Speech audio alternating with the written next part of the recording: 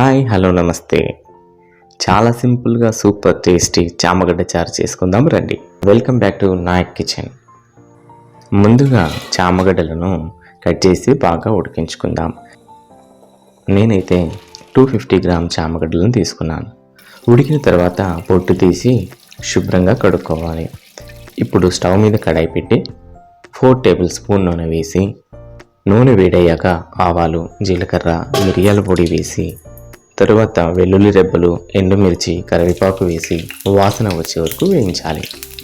ఇప్పుడు పచ్చిమిర్చి, ఉల్లిపాయలు, కొంచెం పసుపు వేసి బాగా కలిపి మూత పెట్టి 1 నిమిషం మెత్తగా అయ్యే వరకు ఉడికించుకుందాం.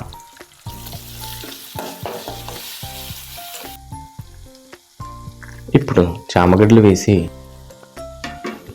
రుచికి సరిపడా ఉప్పు, కారం 1/2 టేబుల్ స్పూన్ వేసి బాగా కలుపుకుందాం. ఇప్పుడు చింతపండు రసం వేసి కొంచెం నీళ్లు కూడా పోసి మనకు కావలసినంత పలచగా చేసుకుందాం.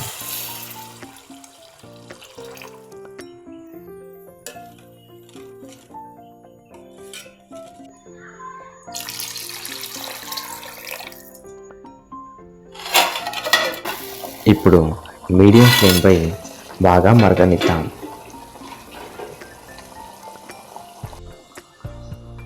చారు బాగా మరిగిన తర్వాత కొంచెం ధనియాల పొడి, కొత్తిమీర వేసుకుందాం. చామగడ్డ ఆరోగ్యానికి కూడా చాలా మంచిది. ఇలా చేస్తే చాలా రుచిగా వస్తుంది. ఇంట్లో తప్పకుండా ట్రై చేయండి. వీడియో నచ్చితే లైక్ చేయండి, షేర్ చేయండి. మరిన్ని వంటల కోసం సబ్స్క్రైబ్ చేసుకోండి.